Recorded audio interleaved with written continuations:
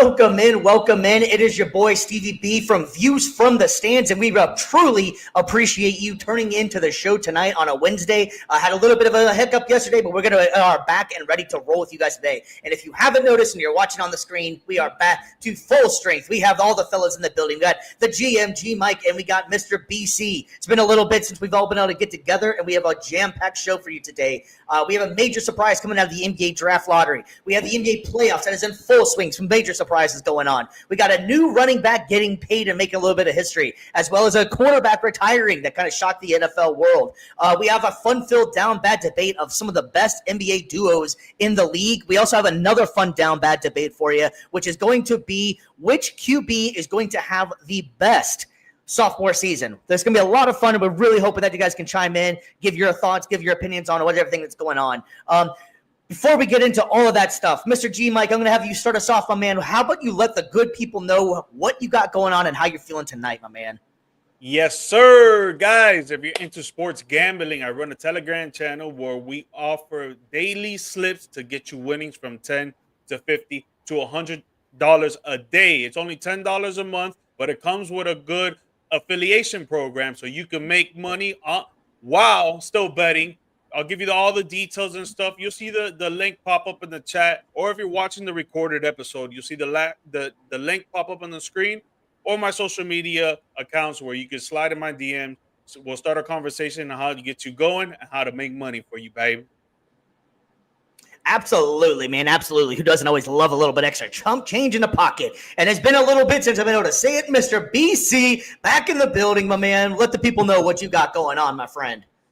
Man, you guys already know if you've been watching long enough. We're about, 40, views number 43 today. 43! Anyway, if you guys been watching us long enough, you guys already know that this isn't I, man. We got our small little, not mom and pop, but husband and wife business down here in Central Florida. We got brands.media.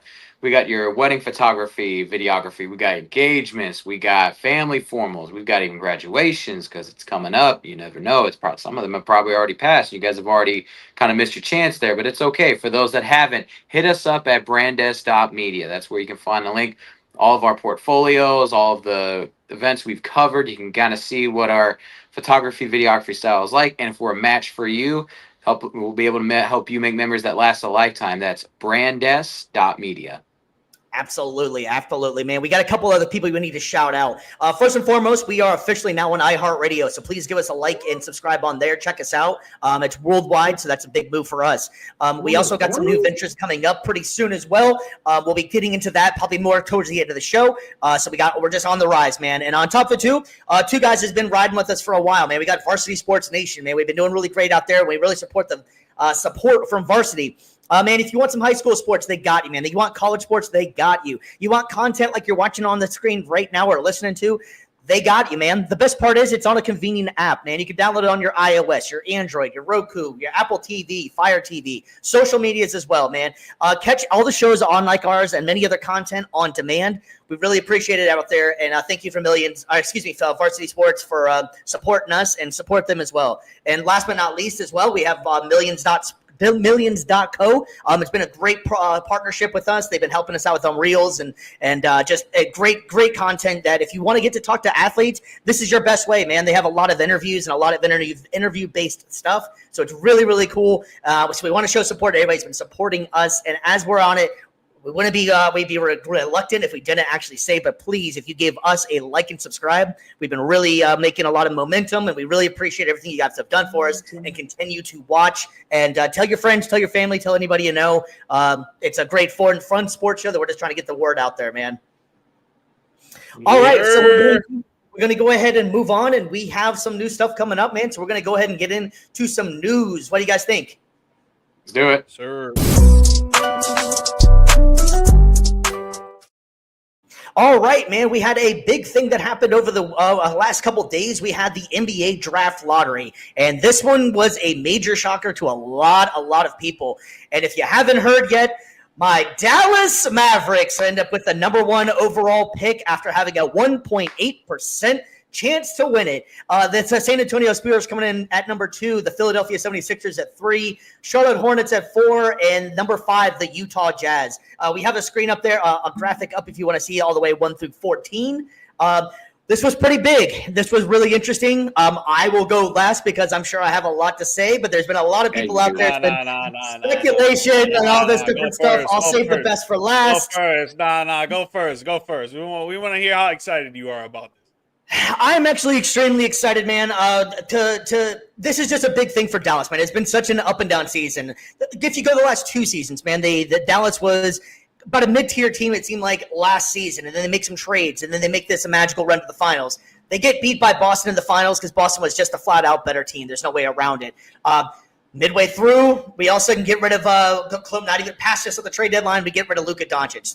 Heartbreaking to everybody. Apparently, Nico Harrison did not realize that it meant that much to all the Dallas fans. Still can't believe he actually had the nerve to actually say that one. But having said that, we end up getting Anthony Davis and a couple other picks, but nothing really to get excited about. So most Dallas fans were in the doom and gloom. I'll be completely honest. I didn't even think they had a chance at this at all. They had, like I was saying from the start, they had a 1.8% chance to actually land the number 1 overall pick, and it actually worked. And I know there's a lot of people out there that's doing the whole speculation thing, and the last couple of times someone's made a major trade to the Lakers. They end up with the first pick. I've heard all these conspiracy things. So I thought I'd look into this a little bit more. This goes back to even last year. The Atlanta Hawks had a 3% chance to get the number 1 overall pick, and they got it. This isn't the first time a team that's had almost no chance to get it has got it. Orlando Magic back in 1993. The New Orleans Pelicans did the same thing. Now, granted, that had a little bit to do with the Lakers thing, which feeds people with conspiracy, but that's what this whole system is based off of. That even if you're one of the lower end teams, you have a chance to make yourself better. And the thing that's great about this is that the Dallas Mavericks has made it very clear they do not plan on getting rid of the pick, and they are going straight after Cooper Flagg. So this lineup is going to be very, very interesting. You're going to have Cooper Flagg, AD, Kyrie Irving, and whatever other pieces they're able to pull together in the offseason. Cooper Flagg seems like he's very excited and was shocked that he's going to be able to go to a team that's ready to compete right off the bat. I just think it's really interesting, man. I'm excited. I'm hoping that this actually works out, and this is going to be really cool for Dallas. Dallas needs it. This has been a huge gut wrench and a huge gut punch after losing Luka. I've heard rumors that they're still trying to come up with ideas on how to get Luka back. I don't see that one happening. I think they're moving forward, and I think this is what Nico wanted, more of a larger, bigger team. And Cooper Flagg can play a little bit better, can play better defense than Luka can. He's an interesting character, man. He has a lot of different skills that Luka had and doesn't have. So I think this is going to be a huge step in the right direction for the Dallas Mavericks. BC, you're up top, my man. What's your thoughts on this one, and how do you think the draft fared out?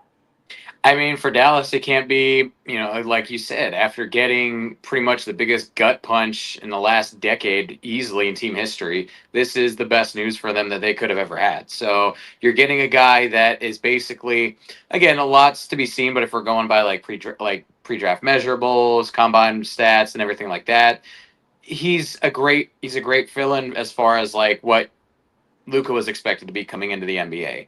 A little bit taller, a little bit quicker, a little bit better defender, just as good of a shooter and everything like that. But again, obviously we got to see how his skills translate to the league. But as far as prospects go, it doesn't really get much better, especially in this year's draft. So for Dallas, for you guys, it's a great option for sure. Whether or not it's conspiracies, we can talk about that another time. But tin hats and everything. I'm all out of tinfoil, so I can't put it on right now. But I am happy though for you guys, because again, it seemed like after the Doncic trade, everybody, even us, we kind of took a few little shots here and there. It's just like, oh, sorry there, buddy. But it is good though to see you guys like Dallas is a proud franchise. They've had a lot of greats come through there, and it sucked for sure seeing you guys lose your franchise. But now you've got somebody young you can build around. Hopefully, though, Nico doesn't screw this one up and you guys lose them to the Lakers in like 5 years. Hopefully. Hopefully not. Man, this is great for the Mavs, for sure. It's great for the Mavs. Cooper Flagg, he's going to be a generational talent, for sure. He can score, he can defend, he's quick, he's 6'10". He's going to be paired up great with AD. AD does stay in Dallas. Having Kyrie at the guard position, even though he probably won't play till the season, coming down the tail end of next season. You still got Clay there for another 2 years. You got a good few role players that can actually like help compete with anybody in the West. Hopefully, Daniel Gafford gets to stay there as well. That would be a good 1-2 punch with him and Derek Lively.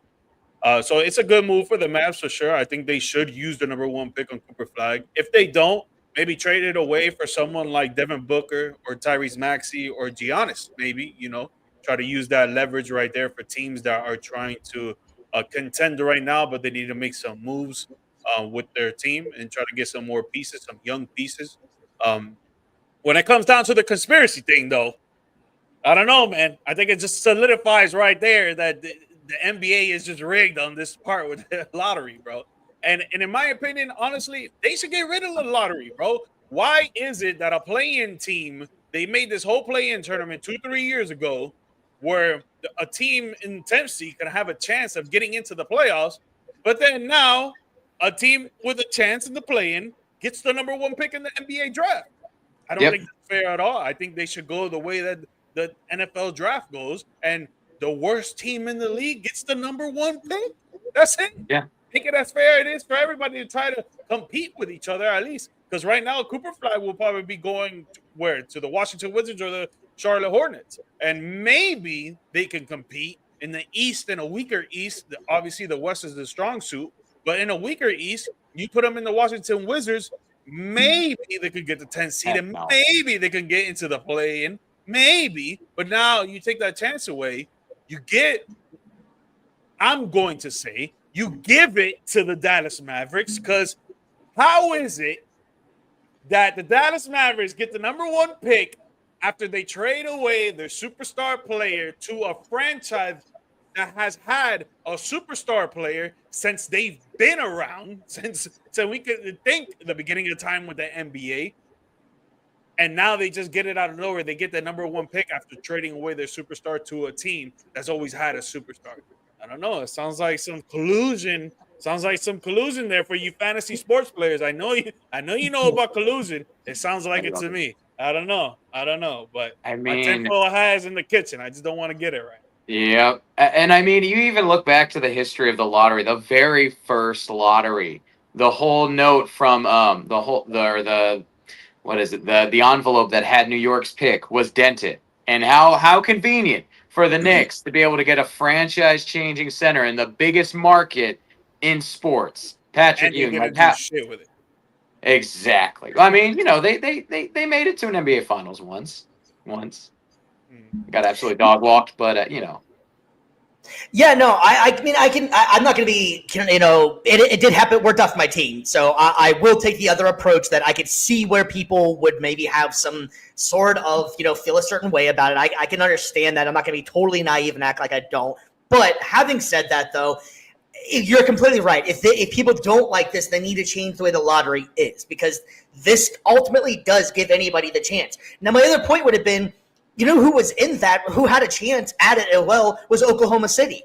So would have people been up in arms with Oklahoma City because they've been bad for so long and been able to draft really well? Would that have been a problem now because they're good? Like it's a battle that people are fighting, and it's only just because it has to do with the Lakers. If Luka got traded to the Bucks or the Pacers or a little bit of a smaller market team, I don't think the issue would have been even a problem. I don't think anybody would have had much to say about it. But it's the fact it's the Lakers, and either you love it or hate the Lakers. So I think that's where part of this conspiracy theory is growing from, that they want the major markets. So like you were talking about Patrick Ewing and the Knicks, you got, obviously the Lakers always seem like they end up with stars. So I could see where that would be, but the whole point of it is that San Antonio still ended up with the 2nd pick, and they were awful as well. So like it still kind of worked out in the way, and San Antonio has 2 picks in this top 14 draft.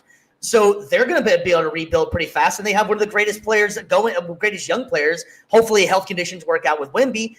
But if they land on these next 2 draft picks and they have a big 3 in 3 years, is that a problem now?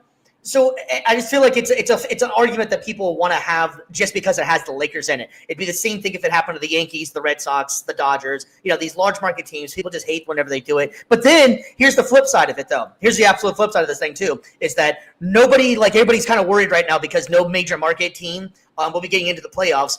There's very little. The New York Knicks are probably the largest market team right now going. And if they happen to lose in there, Indiana and Minnesota, is that really driving ratings up at all? But yet people would be excited if the small guy gets it, but then they'll be mad if they actually make it to the finals because they're good now. So it just it's kind of a lose-lose, I feel like sometimes. No, Yeah, it definitely is. And like just going back, like we watch the NBA. I'm just gonna speak on the NBA in general, right? We watch the NBA because we love watching basketball. We love watching some sort of player. People in general, they have a liking to a certain player, a certain team, or just a sport itself, right? But at the end of the day, it's a business, and just like any other business, you have to market. You have to look at what brings in the money. You have to look at all the numbers, all the analytics. And when it comes down to it, the Los Angeles Lakers are one of the biggest reasons why the NBA is so big and will continue to grow, because they have so much history and they continue to have success. They continue to bring in players. They have one of the greatest players ever played on an NBA court in their arena on every given home game in their roster. And now they bring in international superstar talent from the Dallas Mavericks to the Los Angeles Lakers, and they bring more revenue that way. They're trying to be a global sport, which they are already, but they're trying to be even bigger with the audience, right? You bring in an international superstar like Luka Doncic, trust me, that's going to bring in more money for the sport and the business itself. Mm-hmm. Yep.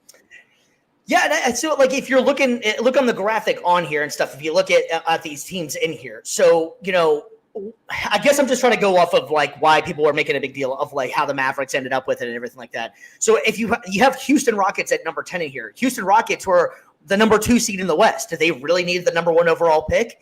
But you can't get upset when some of these guys, they made a lot of moves and made trades to be able to make these things happen, to be able to still be able to rebuild. So, Philadelphia is the number 3 pick in here. How many times has Philadelphia been picking in the top 5 in the last 2 decades or last 10 decades, and they don't do anything with it? And that's another thing a point that needs to be made is if you look at the number 1 overall pick history, especially in the NBA, it doesn't always pan out. I think Cooper Flag is a rarity, and I think Cooper Flag will work out. But if you look through these number 1 overall picks, it doesn't all of a sudden mean that you're going to get the number 1 overall player in the draft.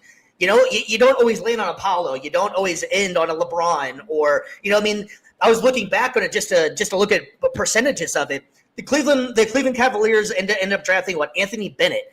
How many years did he even play? In the NBA, if at all, really, and they end up winning the draft lottery. So it doesn't always mean that you're going to make the right decision and get the right pick just because you end up with the number 1 overall pick. We were just talking about how great Luka is. Luka was number 6, and it came out for a trade as well. So sometimes these guys fall. So I think that the system is I don't really like the draft lottery system. I think it's kind of silly to me, really. I don't like the ping pong idea. I get what they're trying to do and give everybody pretty much a fair chance because the NBA kind of was in a point in time that was very much into the tanking situation, trust the process and all. And so they're trying to break that up, I feel like. But they probably can come up with something else, even if it's the like you were talking about the NFL, how the guests go from worst to first and so on and so forth. But I think there should be some sort of change to it. I don't necessarily like it. And until that happens, you're going to have teams like the Dallas Mavericks who were arguably in a playoff team. If they would have never lost Luka, it would have been a different story. They would not have been able to have this pick, but they made a bold move at that. I would not have made it, but they did make a bold move. And now it worked out in their favor that they had a 1.8% chance. That's why you play it. That's why you play the lottery. That's why you play any of these things. You end up winning. 1.8 is better than 0%. True. Yeah, it's just funny to me how they trade away their superstar, and the next draft they get the number 1 pick. Right. I am not going to be super naive and totally Dallas Mavericks fan on this one and be like, oh, what are you talking about? I understand where the narrative could be. I'm not totally naive with it. All I'm saying is that what Herm Edwards say, you play to win the game. They took a chance, they made it, and then it worked out in their favor. So if San Antonio would have got it again, like I was saying, they have one of the best players already in Wemby. They made a huge trade get here in Fox. So if they got the number 1 overall pick again and got Cooper Flag, Cooper and Wemby is that a problem for San Antonio? It's just it doesn't really work out. It sucks for Dallas. They lost Luka, but I think that this is just a rarity. It worked out. I mean, what else can you say? It does seem a little bit odd. I can give it that, but I think it just worked out. Yep. Well, now it's time to see just how good Dallas really is going to be. You get gifted with two potential generation talents in Cooper Flag and Luka Doncic. You already screwed it up with Luka. If you mess this one up, Nico, gone. Okay, Yeah, so and I think. I just wanted to ask you, as a Dallas Mavericks fan, would you prefer keeping the number 1 pick and selecting Cooper Flag, or trading it away to try to get another superstar on your squad? So I've been trying to go debating this one for the last couple of days since it was pretty much announced that Dallas has already kind of said they're not going to give away. But it's GMs. Whoever thought Luka was even on the table to get traded as well. So these guys aren't always going to show their cards. Right. I highly doubt that they're going to make this move. But having said that, I kind of think that the way Nico wants to build the team, and if that's the guy that's in charge, then Cooper Flag makes sense because he wants a big defensive team. Now, if it was Mark Cuban, how Mark Cuban liked to play, and when Donnie Nelson was in charge and all that stuff back in the day, they were a lot more fast-paced, and I think that it would have been a lot smarter to get rid of that pick and get a bunch of faster-paced guards and stuff in there. But I think if Nico's going to be in charge of making all these decisions, and his vision is that he wants a big defensive team that you can't score on them, but they can score on you, then Cooper Flag makes the most sense. You could possibly trade him for like a Giannis, possibly, but I don't think that Giannis fits into what they want to do either, because you already have the big man there for it. I mean, the Cooper Flag plays a little bit more agile. You know what I'm saying? He can almost be like a point forward. I think this makes the most sense for them to keep him and build around what they got. Maybe get another high profile scorer and a guard. Even a number 2. Klay Thompson has played the Klay Thompson pickup. I thought he was going to be a lot better than it was. Klay Thompson's kind of, getting past his prime and it's kind of showing in there. Kyrie, hopefully he can come back. They need to get another guard. If they're going to land Cooper Flag, which it looks like they will, either via in the offseason at a free agency, get a score, and this will make a lot of sense, or with the next pick, then draft another guard or something. They're going to have to get, I think, just another score to help out Kyrie because he's going to be coming back off that injury as well. So I think, yes, the answer to your question, I think keep the pick, get Cooper Flag. Only reason I would not even consider it is because Nico Harris wants to do a bigger bigger team in this, and he's a bigger forward that can almost play like the point forward. So I think it makes sense the way he wants to design his team. I was going to ask, do you think then it would be smart, because you're going to keep the pick with Cooper Flag? You talk about building around Cooper. Are you going to try to still keep some of these veterans like a Kyrie and an AD? Do you think you could still win with that core? Do you think it's better to just kind of blow it up and just, tank for a little bit, or roll with what you got? I think you roll with what you got, especially because you roll with what you got, because if you're going to already get rid of AD, then you essentially gave rid of Luka for absolutely nothing. I think that they had this in the vision that they wanted a big defensive, taller, a bigger defensive team, and this is what they're building right now. And it happened to work out in their favor that they got a bigger player. I mean, could you imagine this lineup though? If you just break it down out there, Derek Lively, Anthony Davis, Cooper Flag, and then maybe Gafford out there at the same time. Like, how the hell are you going to be able to get in the paint on that? Like, they're all monsters of dudes. So it just becomes out of scoring. And if Klay Thompson can get his rhythm back and shoot better, and Kyrie can shoot better, that's going to be a really tough team to go against. Well, and also too, again, we talked about Flag being a good defender and like a point forward and everything, but he can score too, and he can shoot. He's pretty efficient from all over the floors. So he's got a good true shooting percentage, and I like his ability to space the floor. Maybe take some pressure off of Klay, and maybe help Klay kind of find his rhythm again a little bit going into next year. It's going to be definitely interesting. So I'm always in the mindset of win now, right? Which is why, like, sometimes I argue with a lot of Heat fans, because they were talking about right now. I don't know if you know the whole controversy, but that pick is supposed to be ours. I don't know if you know that, but that Mavericks pick is supposed to be ours, and we're supposed to have the number 1 pick if we didn't make it in the play, right? Yeah. But I'm always in the tone of trying to win now, and I feel like I would trade away that number 1 pick and try to get Devin Booker or Tyrese Maxey, right? Because I'm just trying to win now, and I feel like that trade for AD sending away Luka was because you're trying to win now. Because AD's already, 28, 29. Kyrie's already 30, 31. Like, they're already either entering into the 30s or already in their 30s, right?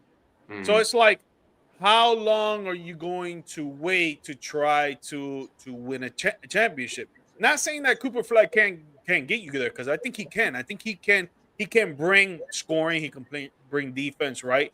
But I rather have a solidified, and in this sense, a solidified guard who can give me 20, 25, even 30 points per game, paired up next to AD, paired up next to Kyrie when it comes back healthy, a Klay Thompson who's at the end of his career, but he could still shoot 3-pointers when you need him. PJ Washington, he's a great defender, and he's a 3-point guy as well. Keep Daniel Gafford, so you could have those twin towers right next to AD, and Derek Lively, another athletic big.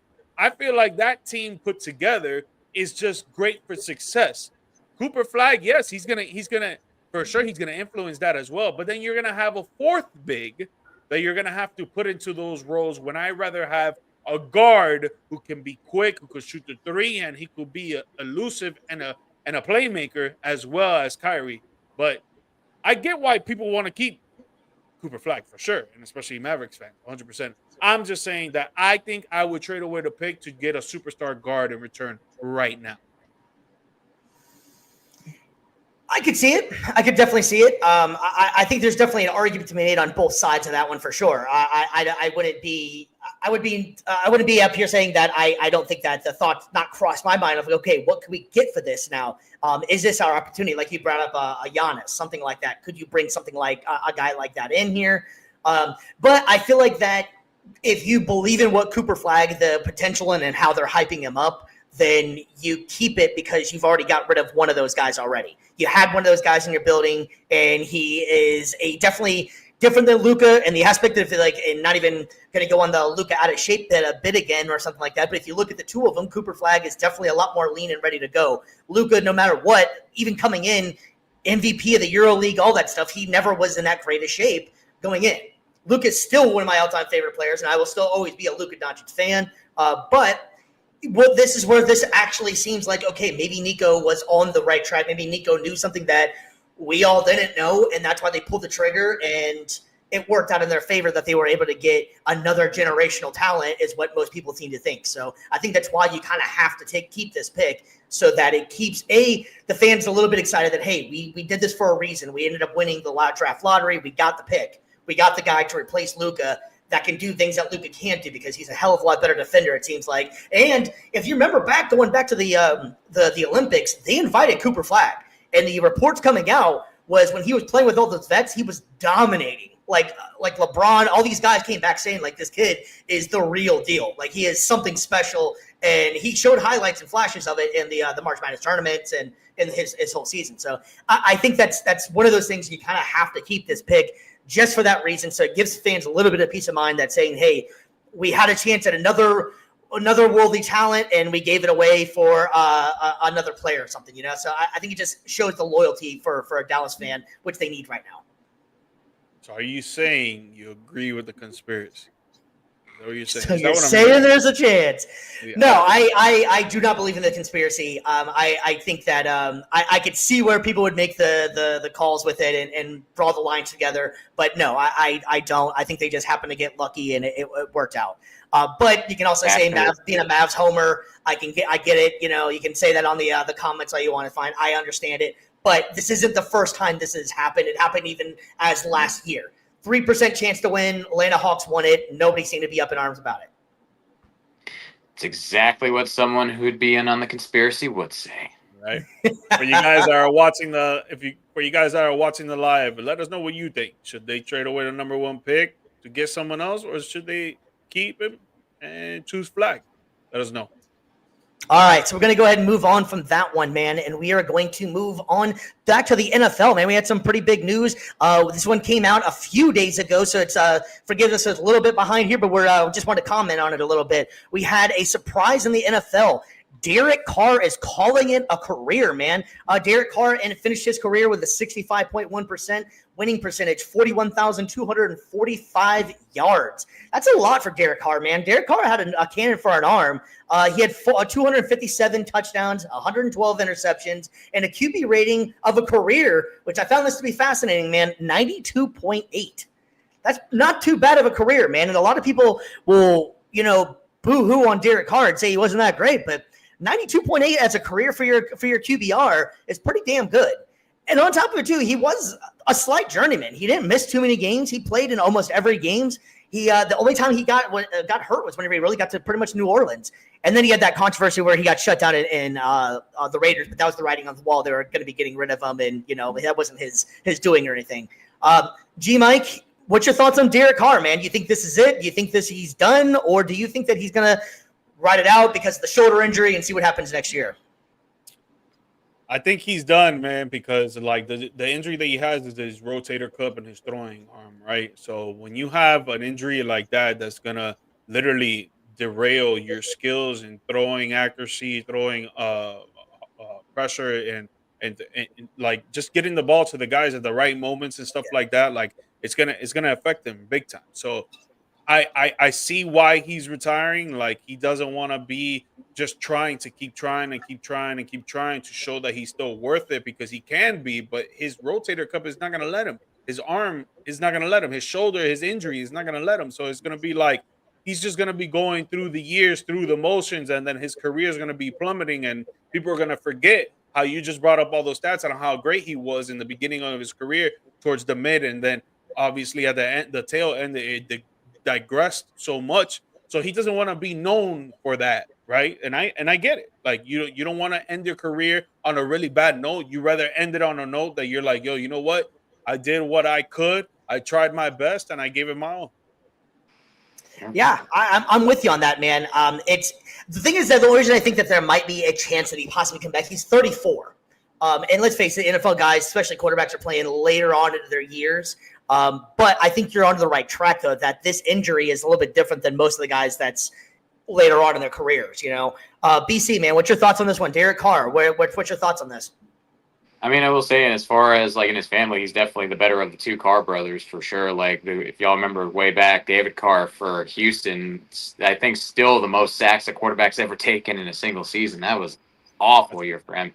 But I know, but 4-time Pro Bowler, nothing to laugh at. He had some good seasons in Oakland for sure. I think that had he just been, he was never really going to be one of those elite quarterbacks, but he was still a good quarterback. He's a guy that if you could surround with talent, you could surround him with guys like Devontae Adams, like some good talent, then he can definitely win you some games. As far as being good enough to carry a squad on his own, I mean, aside from, I want to say 2 seasons and never had more than 10 wins. So he's always kind of struggled as far as team success. But again, like you said, 257 touchdowns to only 112 interceptions.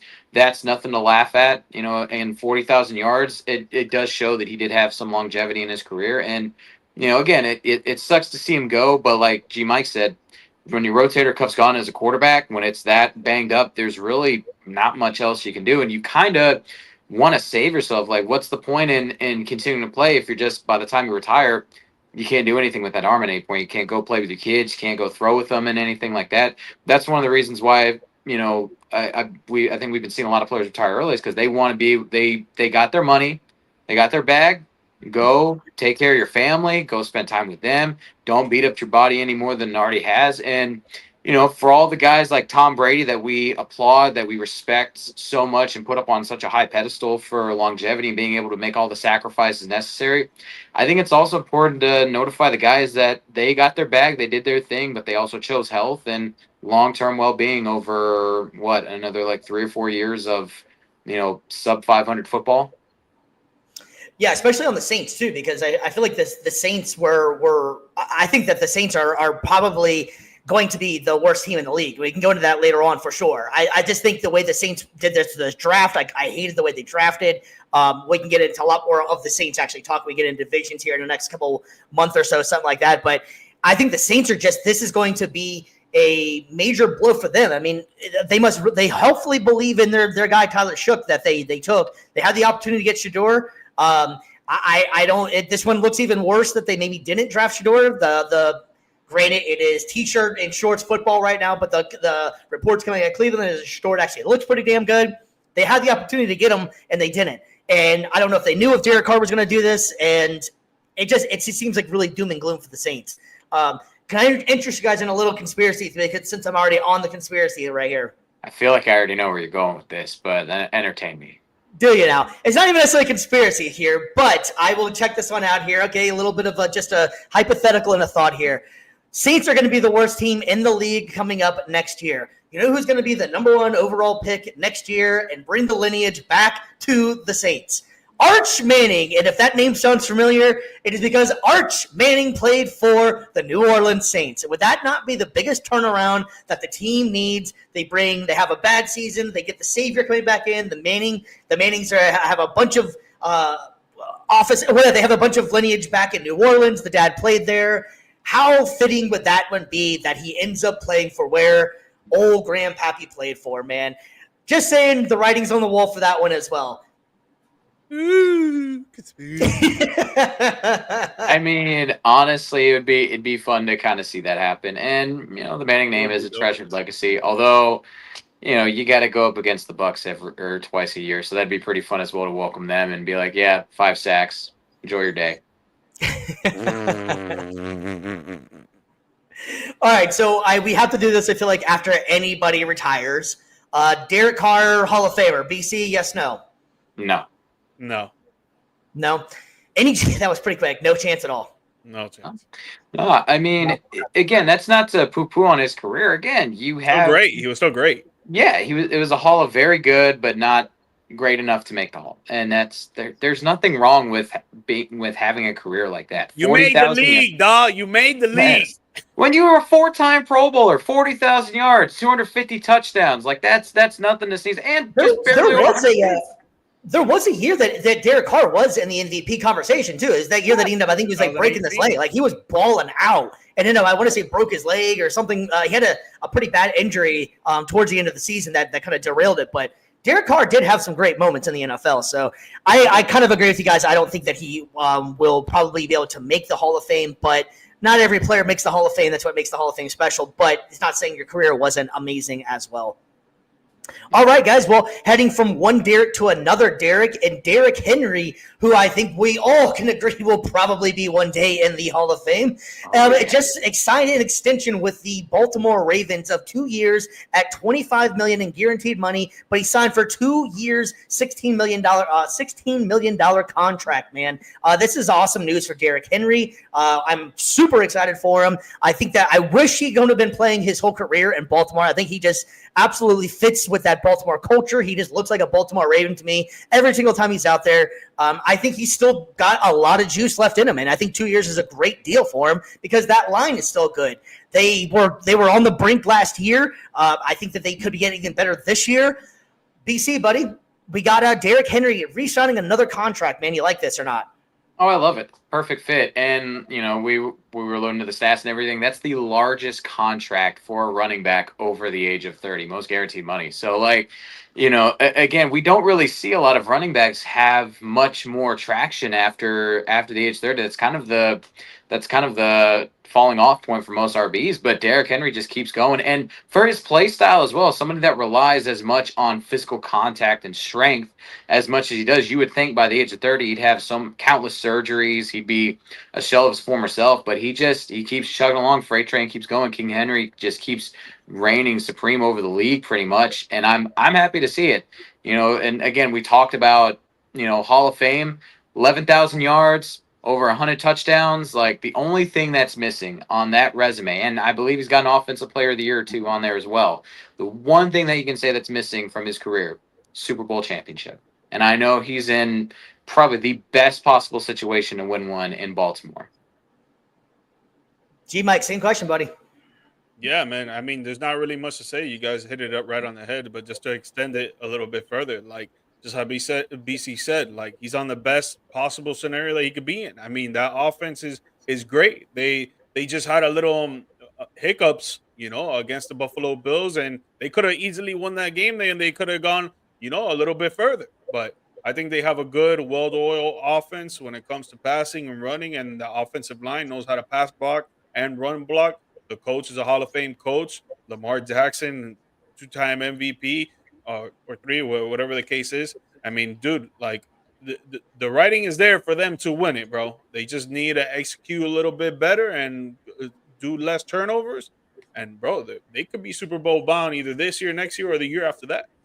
Mm-hmm. Yeah, it makes what's awesome about having King Henry there, and which I almost kind of wish he could have got out of Tennessee before he did, just because Tennessee had a couple good runs, and then whenever it was done for Tennessee, it was pretty much done. They had a couple really down years for Henry, but having said that, my point was that I think that Lamar and Derrick Henry on the same team is such a hard thing for defensive coordinators to be able to stop.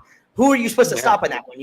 The Lamar Jackson is so elusive. You have to respect his running ability. And even if you pack the box against Derrick Henry, he's too damn strong. You need at least 2 to 3 guys to bring him down. If you can catch him in the right stride, then that's the only way you can stop him. If he gets ahead of steam, you're not stopping that guy with one guy. It's almost physically impossible. Yep. Yeah, I think it's such an interesting concept, and I wish he could have been there a little bit earlier in his career. It would have been great to see what them two guys could have done together. I think for sure, if you have him on those Ravens teams, they give the Chiefs fits. You might see them on be able to upset them on one of the weak years for Kansas City. But yeah, it is such a dangerous combo to have. Usually on defense, you're geared towards stopping one play style, another on one play. You either, like you said, stacking the box, and it's either you're trying to get your faster guys being able to contain Lamar, or you got all your bigger guys trying to be able to bring down Henry. But it's so rare to have that option where you can kind of pick your poison on one play like you have with Baltimore. It's like either option, you're screwed. You better guess right on who's getting the ball, or you're pretty much getting gashed for 10+ yards. Mm-hmm. Yep. Yeah, do you guys think there's any sign that he makes a downfall, or you think this line is going to be able to protect him enough that he's going to be able to still be dominant? He takes care of himself enough, I think, as well, in addition to how good the team's set up. He's one of those guys that can be at least 3 to 4, maybe even 5 more years of getting 1,000+ yards in a season. He could easily play till he's 40 and still be a Pro Bowler, for sure. Could we possibly see maybe Emmitt Smith might need to? Yeah, Emmitt Smith might need to keep his head on a swivel there. Might have his rushing record in trouble. I think Derrick Henry is probably the only active player that has a chance to do it. I would have said Saquon if Saquon would have played for Philly this entire time, then Saquon probably would have done it. But Saquon is at that that age where I think that he missed so many years when he was playing with the Giants that he couldn't have been able to get the numbers that he had last year. That numbers that he had last year will probably come down as far as touchdowns, but his rushing ability, I think that's still going to be a thing. And I think Saquon could have maybe challenged that, but he just spent too much time in New York without being able to get it. I think Derrick Henry, on the other hand, because the focal point of the offense was Derrick Henry, and he was so dominant for so long, he actually has a chance. And I think you guys are completely right. The fact that he takes care of his body so well. It's the physical contact is different because he is so damn big and strong that it works out for him. And hell, he could even move back and can you imagine that being your goal line back, or being your red zone guy, because he's not really going to fumble the ball. He's too damn good for that too. So I think his career can last for quite some time. As far as him being dominant, I think he probably has 3 to 4, maybe at the absolute most, but probably 3 more really good ones. But if he moves up, like they bring somebody else in to give him a little bit more rest, that could be a hell of a guy for many more years to come. Yeah, he's got about 7,000 yards to catch. Emmitt Smith, I don't know how many touchdowns that would have to be, but yeah, he's on the right track for sure. Well, hell, if the NFL keeps on adding games, it might be able to add another take like a season or 2 off or so, But yep. All right, fellas. Well, that's going to do it for the news, man. And we are going to jump into these NBA playoffs, man. And it has been a wild playoffs. Yeah, man. It has been a wild set of playoffs, man. We're going ahead and go out to the East because we got some news out there, man. The Indiana Pacers have taken out the Cleveland Cavaliers. They beat them 4-1. So Indiana, baby, yeah, let's go. And fellas, I'm really liking Indiana, man. BC, how did you expect any of this? Did you think Indiana was going to be able to pull this off? Thoughts on this one being over now? I did not, but as far as initial thoughts go, as far as now that we've had some time to process the series, the biggest gap, because most of the games were pretty like the points per game spread 117 to 114, pretty close.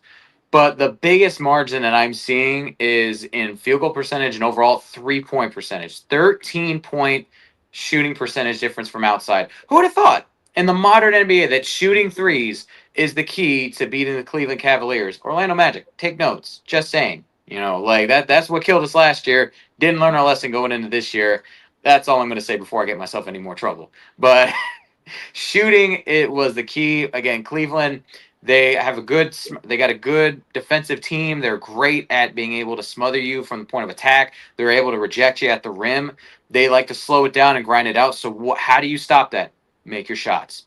Be able to go mid-range, try to attack the rim as best you can. But if you can hit your 3-point shots on their smaller guards, because I love D-Mitch, I love Darius Garland, but they are about 6'3" and under. That's going to be the key. Dominate with your height from outside, shoot over the top of them. That's how you're going to beat them. And Indiana executed it perfectly. Go ahead, G Mike. Bro, it's just that Indiana, they play so together, right? On both ends of the floor. On offense and defense, they play together. They're just like New York. They don't quit no matter what's going on. They're just going to keep playing. They're going to facilitate the ball. They're going to get to the open man. They're going to create the best possible shot for themselves than the Cleveland Cavaliers. Because the Cleveland Cavaliers, if you watch their offensive play, it's like just watching Donovan Mitchell. Yep. And then if Donovan Mitchell doesn't create or doesn't make a shot, he'll give it out to someone else, and then they'll get the ball, and it looks like they don't know what to do with it. So they take either a bad shot or a good shot, and they miss because the lack of confidence. And it's just a hellhole for the Cleveland Cavaliers when it comes to this series, and it's been like that for the last few years already with Donovan Mitchell being there. Not putting the blame on him because he's doing what he needs to do. He scored 35 points last game. And then in game 2, he dropped almost a 50 piece, and they still lost, right? But it's the others that gotta help. Like Darius Garland, 4 for 16, 0 for 6 and 3, only 11 points in an elimination game. And everybody wants to talk about how great of an all-star he was this year, and how good of a chance the Cleveland Cavaliers have because they have a great backcourt that can score at the best of them.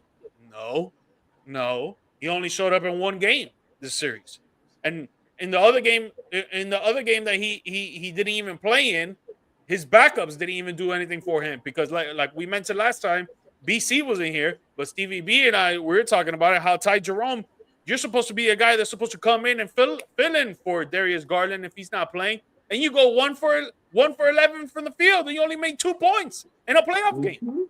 Mm-hmm. And it's like, bro, the Pacers just wanted it more. They're a better offensive team moving the ball around and creating a better shot than the Cleveland Cavaliers are just staying stagnant and waiting for one of their star players to do something. Like, you can't win like that. And then last thing I want to point out here, Max Strus.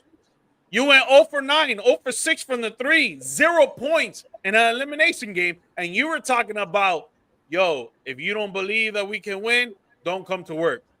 You should have called sick, homie. Should have called sick. Yep.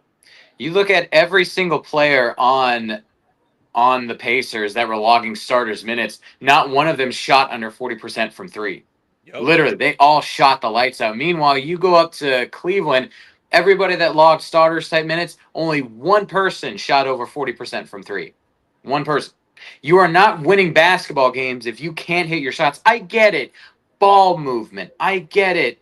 Being able to create a shot from multiple levels. I get it. But if your shots don't go in, I don't care how much of a bag you got. I believe what was Uncle Drew, famous, great movie, $1 million move, 5-cent finish. I don't care how many tricks you got in your bag. If the ball's not falling in, you are not going to win basketball games, especially not in the playoffs where points are so few and far to come by. Yeah, Steve, before you go, I just want to mention this. A lot of people are talking about how Tyrese Halliburton is an overrated player and he shouldn't be an all-star. He shouldn't be on the Olympic team, yada, yada, yada. In a closeout game against the number 1 seed on the road, 31 points, 8 assists, 6 rebounds, 10 for 15 from the field, 6 from 10 from 3, and made 5 out of 6 free throws. But he's Say overrated. it louder. But he's overrated. That's a true Yeah, point no, guard right there, bro. Yeah, I totally agree. I think it's been a Tyrese coming out party, honestly. I think that he's been playing lights out, and I think he's been taking that kind of personal, that whole overrated. I think he's been using that as a motivational tool for him, and I think it's been showing. I think he's been playing lights out. I feel bad for Cleveland, the aspect of like they got a little injured whenever it came to the actual playoffs. Insane kind of thing that happened to them. They had a absolute great regular season. They were super impressive, but I think a lot of people kind of saw the writing on the wall that they just didn't believe in this team. I think people were kind of already expecting them to not necessarily be able to make the Eastern Conference Finals, but I didn't think they were going to get beat like this, 4-1. I do know they had a couple of injuries in there. I think Donovan Mitchell is a great player. I don't think Garland's a bad player. I like what they got in Mobley. You know, like they had what they needed. They had the Coach of the Year. They had Defensive Player of the Year. You know, they had. I think they might have set the franchise record for wins for him. They had, I want to say, like 15 point games or something along those lines. Like they were a damn good regular season team and they had a good playoff run. It's just you came across a team that we've been really preaching this on the show. Team basketball, man, especially playoff time, man. If it's March Madness, we can have a one-man show. But in these series, it matters whenever you guys are on the same page and playing together, man. And Indiana is just playing flat out as a one unit, ready to go. And they have the players to do it. And what I like about Indiana as well is that they have multiple guys that can give you 20 points, and it seems like it's effortless for everybody like that. And it seems like they're all playing as one unit in the aspect of like nobody needs to get like a 40-point game for them to show that they're good. Everybody's sufficient with getting 15 to 20 each player, and then doing it with ease. And if they need to score something else, all right, you take it over. Like they're a very willing and capable team to be on the same page with everybody. So there's very selfless basketball in my opinion, and I love the way they're playing right now. They look fantastic. Eastern Conference Finals is going to be a very interesting matchup for sure. Well, yeah, since the game is going on right now, we can give you a live update. You guys got anything else you want to touch on Indiana, Cleveland? Shooting wins games. Yeah. I mean, the only thing I want is you guys should just answer it quick. You don't have to get into detail, but do the Cleveland Cavaliers dismantle their roster? Oh man, we do a lot of like the being in the moment and you're making these judgment calls and stuff. I don't really think so, to be honest with you. I kind of like the way they're set up. Sometimes you just go against a better team. The only player I think that you maybe could move would be Garland. I think you maybe move Garland. But I think you keep Donovan Mitchell. I like your bigs that you have. I think you got a good coach. I don't necessarily think you need to do a major drastic change. I don't think it's like a whole drop a bomb and blow up the entire staff. But if you're going to move a piece, I think Garland's the piece that's going to get moved. And if you guys remember too, going into this season, Garland was kind of sort of already unhappy about his role and was talking about he wanted to be more focal point and stuff. Well, maybe this is why you weren't the focal point of the team, So I think if anybody gets moved, it'd be Garland.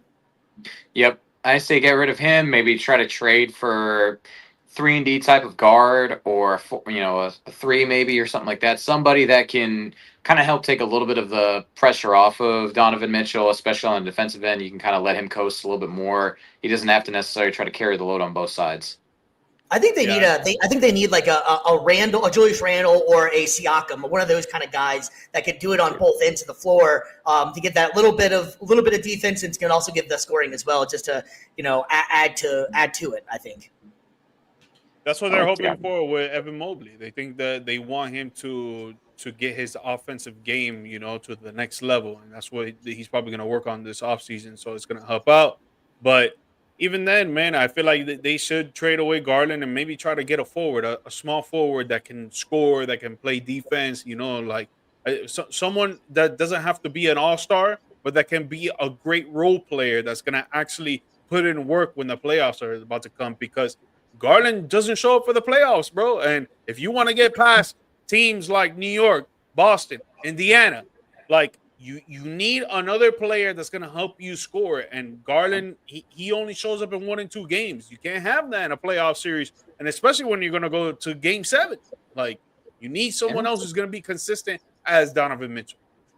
Yeah, I mean, we're talking about, like, I know we're about to lean into this next game right now, but literally someone came to mind and be a pretty good fit. OG Anunoby, maybe, be Oh, nice. I I was would I even would even thinking. I was go I was even thinking Aaron Gordon. I was I would even go Derek White.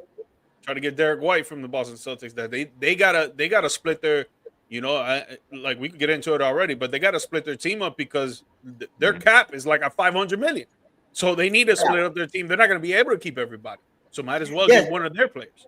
we'll go ahead and segue into it. We're talking about the Boston Celtics and the New York Knicks at the moment right now, and it's the Knicks are up 3-1. Obviously, we had we'll get into it here now. I guess the major news was Jason Tatum, Achilles, done for the entire season. Man, done for the playoffs, done possibly until next year.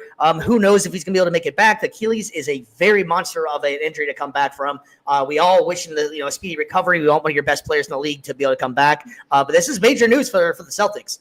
And as a live look in right now, we're at 8:11 to go in the second quarter. The Knicks are up 42-35. PC, is this over? Yeah, I'd say so. I mean, maybe Boston finds a way to win at home. I believe they're at home tonight. So yeah, I mean, this might be the last win they get if they're able to come back on their home court. But honestly, just the way the game's been going so far, I don't really see them coming back from this. And I think that, you know, it's a wasted opportunity. It's a shame. It really is a shame because for all the corniness for all the stuff that we accuse Jason Tatum of, he's corny. He's like, all the try to manufacture, viral moments and stuff like that. He's still a great player, and to see a great player like that get, get his season cut short like that in the playoffs, especially when you're down like that. You want to go out with your team. You want to go down fighting with your team. You don't want to be on the bench like that, having to get getting surgery, but it is what it is. Boston, this is it for them. And hopefully Tatum, like we said, quick, speedy recovery. I don't think they need to rush him back. I think that they need to just take their time with this one. You don't, like you said, Achilles injuries are very serious. And if you rush him back too quickly, you're not just talking about a setback for another year or two. You're talking possibly career ramifications at this point. So take it slow. Don't rush back too soon. Get healthy. And maybe if you're Boston, maybe try to acquire some assets or players that you can have when he's ready to come back. Yeah, it sucks to see a superstar talent like that go down with an injury like that, and like we've seen it happen with several players that they don't really recover from it, and their careers goes down the chute. We don't want to see that happen with Tatum. For me, it's always F Boston, but still, don't want to see any type of injury happen to any type of player.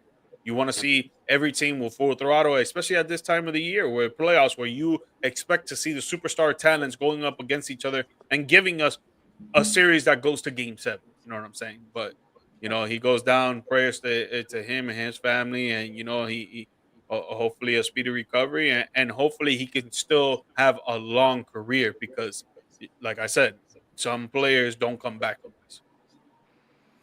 Yeah, I mean it's an amazing the way sports works, man. Boston, if you would have said that there was a 4-1 or 3-1 lead in the series, and it was the Boston Celtics and the New York Knicks, I bet $1,000, maybe $1 million. If you haven't watched one game, you'd have been like, oh, Boston Celtics are 3-1, gonna sweep this. I personally said before this started that I thought Boston was gonna sweep it. Possibly New York might get one win just because of the way the regular season was, how Boston just dominated New York so much. And then come playoff time, it just was not the same team. The 3-point shot was not working for them. They refused to change their method. When it works, it worked. When it doesn't, this is what happens. I think Boston has so much talent on their roster that I am still shocked that it's gone down this way. New York has been playing with a lot of heart, but Boston, I don't know, man. The way they're constructed, I don't know if this. I hate to be that guy that like being in the moment kind of guy like we were saying before. But this just doesn't seem like it works. They have to get younger or something, man. This second round playoffs, I think, really shown that the Celtics, as well as they can play, and as well as they are, it may not be the way this team needs to be constructed, man. Would you guys make any moves, or especially because you brought it up already? They're in really bad cap shape. Like, what do you even do? I mean, like G-Mike said, getting Derek White off the books, maybe trying to get Darius Garland in his place. I mean, he's going off right now in this game. He's got 16 points. So, I mean, he's making a great case for himself right there. That'd be a good pairing with D. Mitch, but that honestly, it's probably the first person I look to. Maybe Drew Holiday, as an option to Al Horford. I love Al Horford, Florida boy, go Gators, everything. But you know, he's getting up there in age, and it's like, how much more do you want to commit to him as well? I think I kind of disagree. I think that their roster is constructed well to win championships for multiple years, right? It's just that they went away from playing good offensive team basketball to just looking at analytic numbers and be like, yo, you know what? If we put up so many threes, no team is going to beat us because we're just going to be raining threes and we're just going to be making them. Well, you live and die by the three, and that's what's been happening in this series. Yep. New York's been playing great togetherness basketball. They've been moving the ball around. They've been driving into the paint. They've been shooting the three. They've been creating fouls to get to the free throw line, while the Boston Celtics have been pulling up from three, and that's it. They're not doing anything else. So teams are going to figure that out. And if you're not playing true basketball and just trying to play in the flow of the game, and you're trying to play analytically, you're going to lose. You're going to lose. It's gonna catch up to you soon, and now it's catching up to them. And even in this game, the Knicks have only shot 15 3-pointers, while the Celtics have shot already 20 3-pointers. The Knicks have gone to the free throw line 12 times, while the Celtics have only gone there 8. It's a close game right now, yes, but you have two players for the Boston Celtics that are going off right now while everybody else is just watching. While the whole Knicks team is playing together, you got Mikal Bridges 7 points, Karl-Anthony Towns 8 points, Jalen Brunson 11 points, Josh Hart 6 points, Mitchell Robinson off the bench 6 points, Miles McBride off the bench 8 points. Togetherness basketball. That's how you win. And especially if you're trying to go to the paint, you're trying to shoot mid-ranges, you're trying to shoot threes, you're trying to get free throws, you're trying to do everything in your offensive arsenal to win the game instead of just pulling up to the three-point line and we're going to hope and pray that these go in. You're not going to win like that, bro. And this is why the Knicks are up 3-1. Yep. Yeah, I think I think that's the point of this entire series. It's that the Celtics I think it's one of those things when it's on, it works. They can blow you out. But the whole point is if it's not working, then change it up. Have the smartness to go, okay, hey, man, we've missed 7 straight threes. Maybe make two twos and get a little bit of something going, Like, I think that the living die by the three is when it works, it's a great thing, but otherwise it doesn't work all the time. So if it's off, then change your game plan. It's the playoffs. You only get X amount of games to make this work. It's the wrong time to start hitting a losing streak.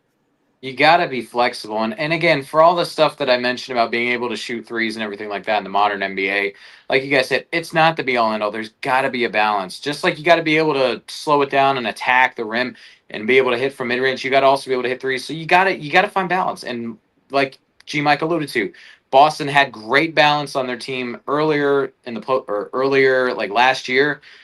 This year, they just keep hitting spam button from three, and it's backfiring. We're seeing what happens when you have an offense that can be an all-time great offense, but you're getting away from what makes you great. Yeah, man. Yeah, I agree. The first 2 games, they're up by 20 points, and then they start silly gagging and lollygagging and all this stuff. Oh, let's just keep shooting threes and whatever. It's like at that point in the game, you're up 20 points. Okay, guys, this is what we're gonna do, right? Come out halftime, this is what we're going to do. We're going to buckle down on defense, focus so much on defense so that they don't score. And then when we get the ball on offense, run some simple pick and rolls. Let's get some mid-range shots. Let's get to the basket. And we'll finish this game winning by 12 or 15 points. But no, they come down. They start playing lackluster defense. The New York Knicks, they don't quit. They start coming down, being aggressive, and they get into the paint. They get free throws, and then next thing you know, on the offensive side for the Boston Celtics, they're still trying to chuck up threes, and now they're missing because the momentum has shifted. Yep. Yeah, and it's a simple thing, too, is you have a shot clock for a reason and use some of that time, man. Where's that clock down and make a couple twos? It's still points, and that gives them less opportunity to score as well. Make the New York Knicks the ones that have to shoot the threes, and make you guys the ones that, okay, hey, we know we can make our threes, and we have to fall back on that to if we start catching back up, to get up by 9. Okay, hey, maybe let's maybe take a couple threes, maybe build this lead up a little bit again. But if you're up by 20 and you have all that shot clock time, man, just run the clock down a little bit, make a couple of mid-range shots, maybe drive to lane, get somebody in foul trouble at that point because they have to play more aggressive. They're just not doing any of that. And it's just odd to me that they're such a well-organized, well-coached team, and it's just not working out at all, man. Yeah, I mean, we've seen teams overachieve so much in this league, especially when they get to the postseason. This is one of the rare cases where I've seen a team underachieve this badly in terms of like what Boston's doing. It kind of pisses you off at times. It's like, you're better than this. You're so much better than this. Even before Tatum went down, like when Tatum went down, that was pretty much the nail in the coffin. When he was still there, it's like, okay, there's still a chance they can right the ship. They just need to kind of change course. Now it's like too late. Now, not only did you now miss out on a chance to win this year, but next year as well. Kind of screwed. Yeah, well, as a live update, and while we're on live with you guys, we'll try to give you guys updates as much as we can. It's right now sitting at 216, and the second, it's 55-54 New York Knicks lead. We are going to go ahead, and that's going to wrap it up for the East on this side, and we're going to move out to the West. Well, the West has had some interesting games. We're going to go ahead and start up top there with the Oklahoma City and Denver Nuggets, and this has definitely been, in the East, the best series. It's been a lot of fun. The Oklahoma City Thunder are up 3-2. Even after Jokic had a hell of a game last game, the Oklahoma City Thunder came out and was able to pull it off and get the win. G-Mike, man. Is this it for the Thunder? Are they finally met their match and it's that's it, or what, man? What do you think about this one? No. What do you mean? Like if the Oklahoma is not moving on? No. I mean the opposite. I'm meaning that I think is this finally what Oklahoma is finally put the nail in the coffin kind of thing. They only need one more and they got this over. I honestly thought this last game, I thought Denver was going to win. When I was watching the game, this is the way Denver looked like they were playing. I thought Denver was going to win, and then it kind of went Oklahoma City's way in the end. I was more or less asking, do you think that this is it for Oklahoma City, meaning the fact that they're going to advance, like Denver's done? No, I think it goes game 7 because Denver plays a lot better at home, and it's been a back and forth series the whole time. It's never, it hasn't been like oh, one team has been super dominant. Obviously, in game 2, Oklahoma City had made a statement and they won by like 30, 40 points, whatever the case was. But overall, the series has been back and forth, and I think that Denver can win the next game, especially when role players play great at home. You know that the air quality over there is different. You know they're high up in altitude, so that does make a difference for OKC. You're never gonna really get used to that unless you live there. So it's gonna be a different atmosphere. I think Denver can pull it off. The thing with it though is that the role players need to show up for Denver, man. Like Jokic is doing what he needs to do: 44 points, 15 rebounds, 17 for 25 from the field, 5 for 7 from 3. Nikola Jokic, wow. Jamal Murray, he didn't have a good 3-point shooting night, but he had a good shooting night from the field. He had 28 points. He had 10 made shots. Aaron Gordon got 13 points. He's got to up that to 15 to 20. But Michael Porter Jr., man, where are you? Where are you? Because you're nowhere to be found. 1 for 7, 0 for 5 from 3. You're supposed to be a 3-point sniper for the team. Only 2 points. Played 29 minutes and you barely did anything out there. And then for everybody else, everybody had like 3 or 4 points when it came to the team itself. When you're playing against a great number 1 seed in the Oklahoma City Thunder that play all around team basketball, you're not going to win like that. You need some more offensive additions from your role players. And Jokic and Jamal Murray can't do it all, man. Aaron Gordon needs to step up a little bit more. Yeah, you've made 2 buzzer beaters in the playoffs that help your team win games, but they need you for all the series, not just sometimes. Porter is injured, though, with the shoulder, though. So I give him a little bit of slack on that one, though. Porter does have that shoulder injury, but still, I agree with what you're saying, though. Well, I mean, even prior, though, to the shoulder injury, like putting up 7 points, shooting under 30 from both the field and from beyond the arc, that's not good numbers. I mean, I will push back a little bit, though, with AG. He's averaging 16 a night. He's got almost 10 boards. He's averaging almost a double-double on 46 from the field and 48 from 3. Like I would say, like he's having a good series. And like you said, he had 2 buzzer beaters in the playoffs. So I wouldn't necessarily direct it at Gordon. I would say everybody else, though, on Denver definitely does need to step it up. But again, we have talked about it pretty much in almost every series. We are seeing how team-oriented basketball, where teams that are able to get multiple scores from multiple looks, multiple players, that is what's going to take you far in this series. And just looking at it, again, I don't mean to be this simplistic with it, but it really is making the difference. And Denver's got 4 guys that are in double figures, whereas OKC has 7. And one of them is only playing 13 minutes a night. So, with AJ Mitchell, shout out to him. So the fact that, again, you're getting so much variety, so much ability to look outside of just your star player and Shea, but everyone else has stepped up and been able to do their thing. Like that's what we're seeing winning basketball games here at this point in the season. Another thing I want to point out before Steve goes, you can't be letting a team score 34 points in the fourth quarter. You can't. Like, yeah. I don't know how you expect to win a game like that when you let another team score 34 points in the fourth quarter. I get it in the second quarter and the third quarter coming out of halftime, the momentum changes and stuff like that. Obviously, there's some plays are being drawn up, a lot of adjustments. But in the fourth quarter, I don't know, man. 34 points, that's a lot.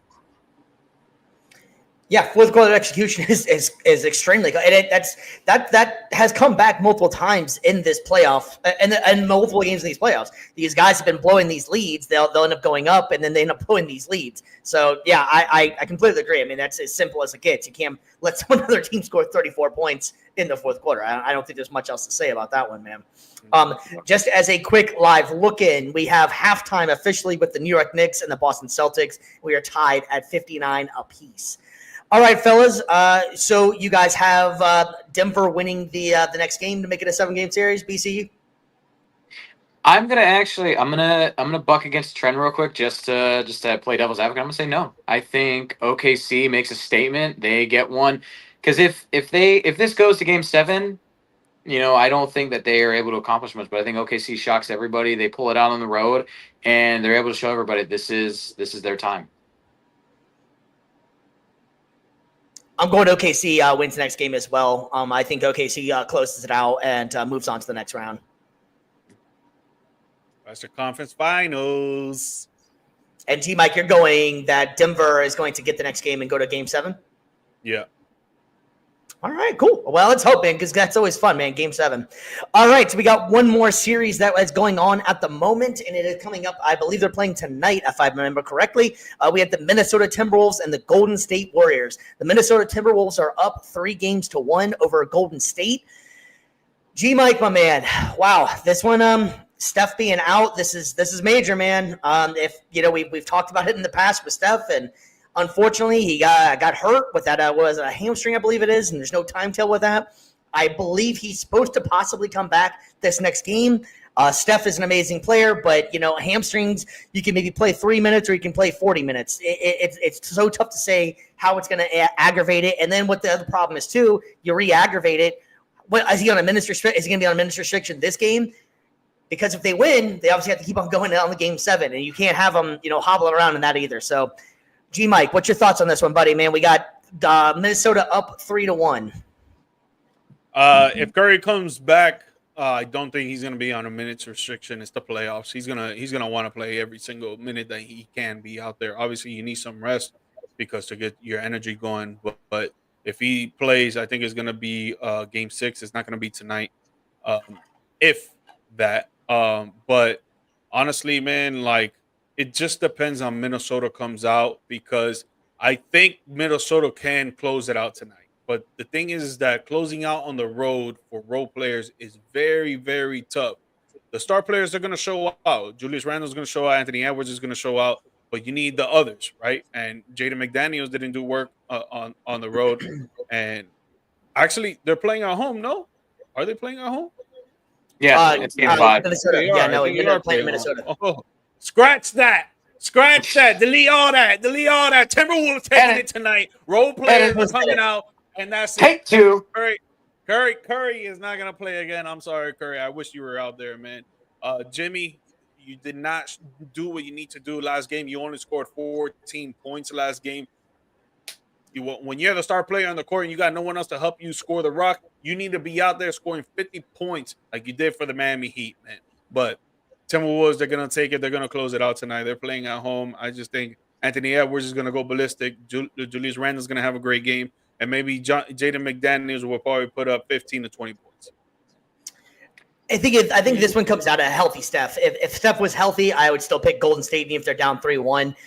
The fact that Steph's a little bit hobbled, it's tough to pick against the younger clique. That's they're on a mission right now. They've been knocking off all these legends. And LeBron now it's gonna be Steph. I think Minnesota will probably be able to take this next game, and it just comes down to healthy Steph. That really comes in. I still would have believed in Golden State if he was able to play at his full strength. Yeah, we're seeing again. This is looking eerily similar to Boston, New York, right here. You're losing your superstar, and everything's going downhill since then. Honestly, the way Minnesota's been playing, can we call these guys the Legend Killers? A little bit of WWE reference right there. Anybody who used to watch like mid 2000s Randy Orton Legend Killers? It works. Legend Killer Minnesota Timberwolves. It's a little bit of that going on, but I got Minnesota though taking this one. I think this one is pretty much just going to be by around 10, at least by 10. So I got Minnesota winning in Game 5, and they're moving on to Western Conference Western Conference Finals. Yeah, I'm with you on that one too. I think this one's pretty much it's over with at this point. If Steph can't play the way Steph normally plays, I have to go with Golden State. I have to go with Minnesota for obvious reasons. Yeah. Well, fellas, I think that's going to wrap it up as far as the NBA playoffs. We're at halftime at the current moment in the New York Knicks game, and so we are going to have a little bit of fun and do our down bad debate.